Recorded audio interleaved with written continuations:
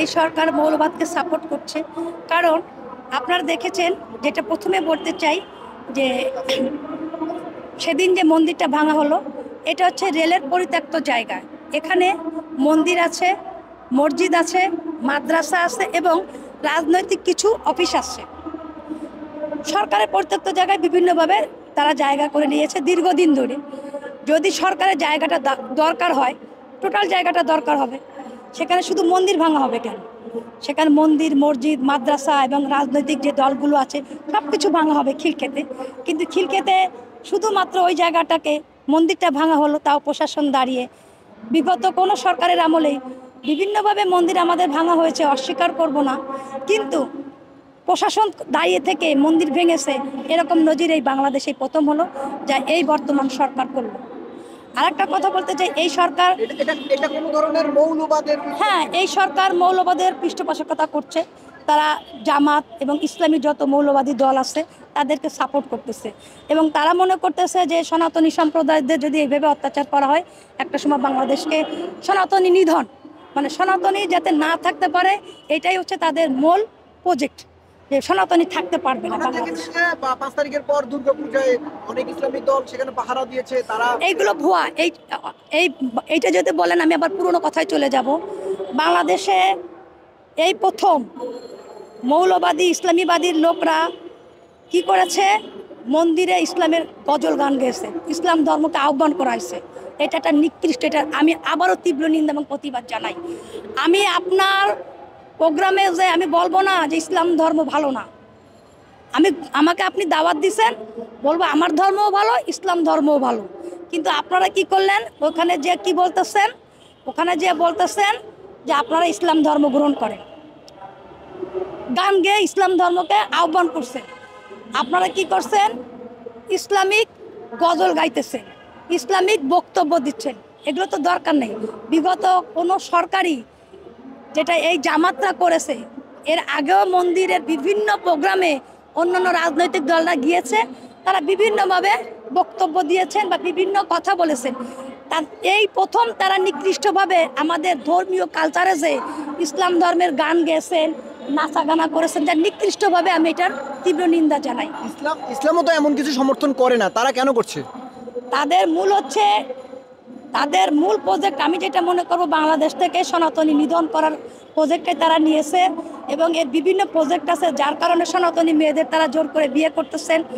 এরকম অনেক জায়গায় আমরা দেখেছি পত্রিকাতে বা বিভিন্ন জায়গায়, যে কোনো মেয়েকে যদি কেউ ইসলাম ধর্ম গ্রহণ করাতে পারে, তাকে 5 লাখ দেবে পুরো পরিবার, 2 লাখ দেবে পুরো পরিবার, করলে 5 লাখ দিবে। তাদের মানে তাদের একটা ধারণা যে সনাতনীদের যদি কোনো অবস্থাতেই ইসলাম ধর্ম গ্রহণ করানো যায়, তাহলে পুরো দেশ, মানে দেশটাই ইসলাম ধর্ম হবে। কিন্তু এটা তো সেরকম দেশ না। মন্দির ভাঙা হলো, আপনাদের ভূষণালয়ে হামলা করা হলো, বিভিন্ন সনাতন ধর্মের লোকদের উপর হামলা করা হলো, এই 5 আগস্টের পর আপনারা কোনো বিচার পেয়েছেন? কোনোই বিচার পাইনি। এবং যারা এই যে মন্দির ভাঙতেছে, বাজার এটা করতেছে, তাদের বলা হইতেছে, বরং তারা আনন্দ সহকারে বুক ফুলাই হাঁটতেছে এবং তারা জানে যে প্রশাসন তাদের, সনাতনীদের না, প্রশাসন সনাতনীদের না। এবং একটা বাড়ির যখন ডাকাতি হচ্ছে, চুরি হইতেছে, প্রশাসন তো এখন নীরব। প্রশাসন কোনো অবস্থাতেই সনাতনীদের পক্ষে কাজ করতেছে না। প্রশাসন যদি সনাতনীদের পক্ষে কাজ করতো, তাহলে তো এই প্রশাসন দাঁড়িয়ে থেকে মন্দির ভাঙতে পারতো না। হ্যাঁ, বুঝতাম এটা সরকারি জায়গা, সরকারে ওনাদের উপদেষ্টারা যে বক্তব্য দিছে। আমার কথা হচ্ছে, এই জায়গায় যদি মন্দির থাকবে না, তাহলে মসজিদ এবং মাদ্রাসা এবং বিভিন্ন রাজনৈতিক প্রতিষ্ঠান থাকবে কীভাবে? জায়গা সরকারের হইতে পারে, সব নিবে, শুধু মন্দির থাকবে না, এটা কেমন? শুধু মন্দিরটা ভেঙেছে, কিন্তু মসজিদ আছে, মাদ্রাসা, খিলক্ষেতে এবং আরও সবচেয়ে বড় জঘন্যজনক কাজ করেছে, তারা ভেঙে দিয়েছে। ভেঙে দিয়ে বলতে পারতো তোমাদের দেবদেবীর মূর্তিগুলো তোমরা নিয়ে যাও, তা না করে মূর্তির নিয়ে নর্দমায় ফেলেছে। এটা খুব জঘন্য কাজ করছে, এটা হৃদয়ে রক্তক্ষরণ হয়েছে। আমি একজন সনাতনী হয়ে তীব্র নিন্দা জানাচ্ছি এবং আপনাদের মাধ্যমে বিশ্ববাসীর কাছে বলতে চাই, যারা মানবতার মানুষ, সে হিন্দু হতে পারেন, খ্রিস্টান হতে পারেন, মুসলিম হতে পারেন, কিংবা বৌদ্ধ হতে পারেন, তাদের কাছে আমরা দাবি, যারা মানবতার অধিকার নিয়ে বিভিন্ন দেশ বিদেশে মানবতা দেখান, তাদের কাছেও আমাদের দাবি, আপনারা আমাদেরকে বাঁচান, আমাদেরকে নিরাপত্তা দেন।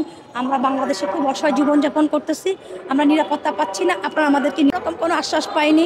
এবং এই সরকার কোনো অবস্থাতেই, আপনারা জানেন আমরা 8টা দাবি করেছিলাম, সেই 8টা দাবিও আমাদের করে নাই।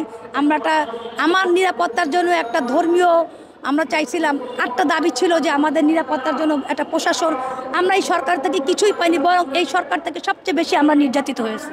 বিগত অন্যান্য সরকারের আমলেও আমরা নির্যাতিত হয়েছি কম বেশি, কিন্তু এই সরকারের আমলে 5 তারিখ থেকে আমরা সবচেয়ে বেশি নির্যাতিত হয়েছি, যা অন্য কোনো সরকারের আমলে হয়নি। আমি সুপ্রিম কোর্টের অ্যাডভোকেট চৈতালি চক্রবর্তী। আপনি তো দীর্ঘদিন ধরে আপনাদের এই সংগঠন আপনি পরিচালনা করছেন, আসলে কি পাচ্ছেন, মানে কি বুঝতেছেন? আসলে শুনুন, আমি একজন সনাতনী নারী হিসেবে মনে করি হয়তো আমি থাকবো না। আমি যেভাবে প্রতিবাদ করছি, কোনো অবস্থাতে আমার আমি ক্ষতি হতে পারে, আমি মরে যেতে পারি, কিংবা আমার যে কোনো ক্ষতি হতে পারে, কিন্তু মানুষ তো একবার মারা যাবে, মানুষের জীবন আছে। আমি যেহেতু একজন সনাতনী ব্রাহ্মণের মেয়ে, আমি মনে করতেছি আমার সম্প্রদায়ের জন্য, আমার ধর্মকে রক্ষা করার জন্য আমি আজীবন এভাবেই থাকবো, আজীবন লড়াই করে যাব আমার ধর্ম রক্ষা করার জন্য। আমার আজীবন, আমি এই যে আমার মন্দির ভেঙে, সেটা আমার হৃদয়ে রক্তকরণ হচ্ছে, এইটা আমি জানালাম, প্রতিবাদ করলাম। হয়তো কিছু করবে না, কিন্তু আমার নিজের থেকে আমি আমার ধর্মকে রক্ষা করার জন্য আমি চেষ্টা করলাম। এবং যারা মানবতা আছে তাদের কাছে সাহায্য চাচ্ছি, তারা আপনারা যারা মানবতা বলেন বিশ্বের, তাদের কাছে চাচ্ছি আমরা সনাতনীরা আমাদেরকে নিরাপত্তা দেব।